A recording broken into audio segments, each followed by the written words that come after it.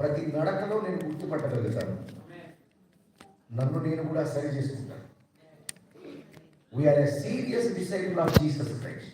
హల్లెలూయా. భూలోకాన్ని తలకిందులు చేయడానికి దేవుడు నిర్మించిన ఆ ఆటలో మనం పాత్రలము, ఆ పాత్రకి ఎంత న్యాయం చేస్తామనేదే ఇక్కడ మజా ఉంటుంది. స్తోత్రం కలుగును గాక. సో కాబట్టి ప్రపంచంలో ఎన్ని ఉన్నా ఆల్రెడీ అయిపోయిన ఆటని మనం చూస్తున్నాము. అయిపోయిన ఆటలో మనము పాత్రధారులు. సో కాబట్టి 2024 సంవత్సరము సంఘానికి ఒక అద్భుతమైన వాగ్దానాన్ని సేవకులు ప్రకటించారు. ప్రభు ఇష్టపడుతున్నాడు అనుక్షణము అద్భుతం చేయడానికి. కానీ ఆ అద్భుతం చూడగలిగిన స్థితిలో మనం ఉండాలి. ఆ అద్భుతాన్ని అనుభవించగలిగే స్థితిలో మనం ఉండాలి. దేవుణ్ణి అర్థం చేసుకోవడం అంత సులభమైతే ఈ పాటికి కోట్ల మంది దావీదులు ఉండేవాళ్ళు, లక్షలాది మంది పౌరులు ఉండేవాళ్ళు. పట్టణం అంతా జల్లెడ పడితే స్టెఫన్ లాంటి ఎంతమంది ఉన్నారు? హడావిడి చేయడానికి లక్షల మంది ఉన్నారు. దేవుడి కొరకు నిలబడడానికి ప్రకటన గ్రంథం 7వ అధ్యాయంలో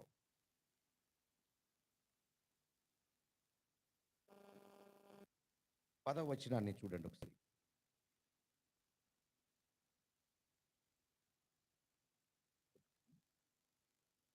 పదవచనం చదువుతారా?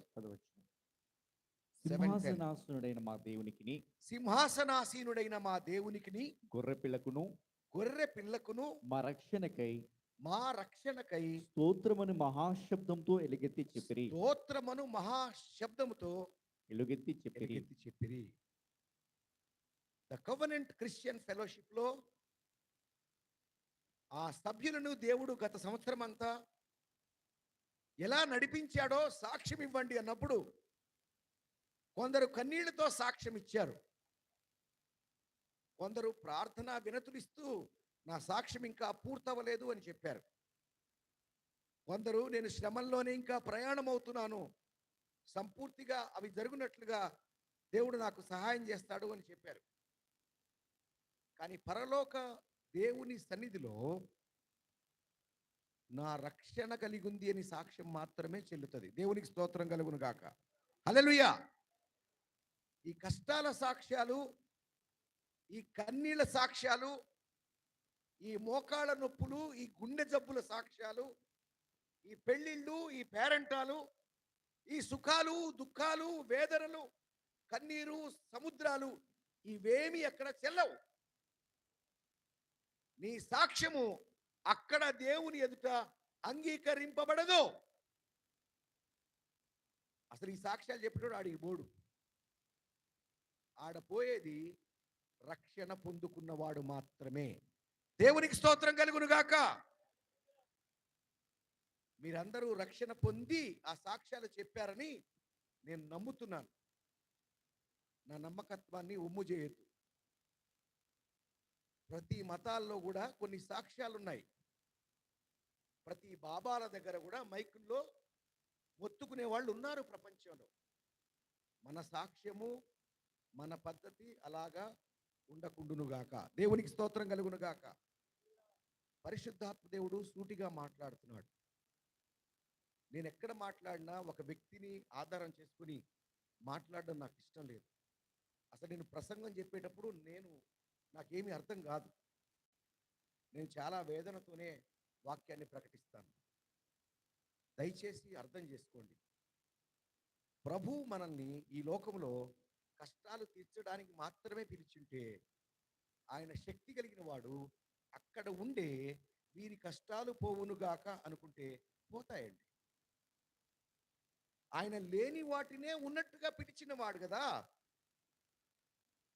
మృతతుల్యమైన సారా గర్భములోనే వాగ్దాన పుత్రుణ్ణి అనుగ్రహించగలిగిన సామర్థ్యం కలిగిన దేవుడు కదా. ఎర్ర సముద్రాన్ని ఆయనే ఇన్వాల్వ్ కాకుండా ఒక ఇన్స్ట్రక్షన్ ద్వారా సముద్రాన్ని పాయలు చేసిన వాడు కదా. తను ఏదైనా చేయగలిగిన వాడు కదా. నీ కష్టం తీర్చడానికి నువ్వు అన్ని ప్రార్థనలు చేయాలా? నీ వేదన పోగొట్టడానికి నువ్వు అంత మొత్తుకోవాలా?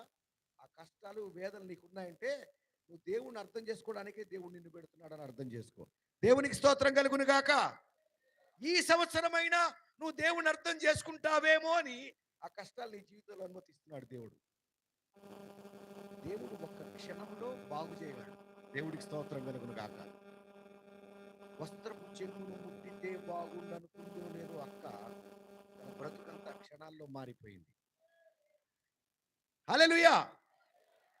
అన్నగారు ఒక చక్కని మాట చెప్పారు. ఆయన సమర్థుడు, నిన్న నేడు ఏకరీతిగా ఉన్న సమర్థుడు. మేము మిషనరీ పరిచర్యలకు వెళ్ళినప్పుడు మాకు ఎట్లుంటుందంటే అసలు ఈ ఒక్క మాటతో యేసు ప్రభువులాగా మేము చేసేయాలనిపిస్తుంది. ప్రజల దీనస్థితి అలా ఉంటుందండి. ప్రజల కష్టాలు అన్నీ ఉంటాయి. ఒక్కోసారి అనిపిస్తుంది, ప్రభువా వీళ్ళ కష్టాలన్నీ తీసేయచ్చు కదంటే. అసలు నా అజెండా అది కాదు. డబ్బులే ఇవ్వాలి అజెండా అనుకుంటే ప్రతి ఇంట్లో ఒక ఒక బంగారపు గని చేసేవాడు కదా. నా బిడ్డలు కష్టాలే పడకూడదు అనుకుంటే, ఇందాక ఆ కుటుంబం బర్త్డేకి కుటుంబము నేను అబ్జర్వ్ చేస్తున్నా, ఆ తల్లిదండ్రులు ఎంత భారంతో తన బిడ్డ గురించి ప్రార్థిస్తున్నారో. నాకు తెలిసి ఈ రూమ్లో మాతో సహా మేమెవరూ ఆ బిడ్డ గురించి అంత సీరియస్గా ప్రేయర్ చేయలేదు. ఆ విషయం మేము అలవాటు కాబట్టి. కానీ ఆ తల్లి తండ్రి తన బిడ్డ విషయంలో ఎంతో లోతుగా దేవుడు సన్నిధిలో అడుగుతున్నారు. తన బిడ్డ దీవించబడాలని ఒక తల్లికి తండ్రికి ఎంత భారం ఉంటుందో నీ పరలోకపు తండ్రికి కోటి రెట్ల భారం ఉంది. దేవునికి స్తోత్రం కలుగును గాక. హల్లెలూయా. అసలు ఈ తల్లికి తండ్రికి బుద్ధాడి నుంచి వచ్చిందండి. అది దేవుడి దగ్గర నుంచి వచ్చిందే కదా. నా బిడ్డలు ఆశీర్వదింపబడాలి అనే తత్వము తపన దేవుడిలోంచే వచ్చింది. మనం ఏది కూడా తయారు చేసుకోలే. మనం మంచోళ్ళం కావు, దేవుడే మంచోడు. ప్రజలు వచ్చి యేసు ప్రభు దగ్గరకు వచ్చి, ఓ సత్పురుషుడా అంటే, సత్పురుషుడెవడే, దేవుడు ఒకడే కదా అన్నాడు. అంటే నేను సత్పురుషుడిని కాదు అనేది కాదు ఆయన ఉద్దేశం. దేవుడు అంత గొప్పవాడు, అంత మహోన్నతుడు. పరలోకంలో లెక్కింపబడేది నీ రక్షణ మాత్రమే. హల్లెలూయా. దేవుడు నిన్ను రక్షించడానికి పిలిచింటే బెడ్ మీద చచ్చిపోయే క్షణంలో అయినా నీకు రక్షణ వస్తుంది. దేవుడికి స్తోత్రం కలుగును గాక. హల్లెలూయా. దేవుడు నిన్ను పిలవకపోతే నువ్వు ఎంత మొత్తుకున్నా నీకు రక్షణ రాదు. దట్స్ వై దేవుడు నిన్ను ఎందుకు పిలిచాడు అనే దానికి ఒక అద్భుతమైన లేఖనాన్ని మీ ముందుకు తెస్తున్నా. తీతుకు రాసిన పత్రిక 3వ అధ్యాయము 4వ వచనం. మన రక్షకుడైన దేవుని యొక్క దయయు ఓకే. మానవుల ఎడల ఆయనకున్న ప్రేమయు ప్రత్యక్షమైనప్పుడు ఓకే. మనము నీతిని అనుసరించి చేసిన క్రియల మూలముగా కాక ఓకే.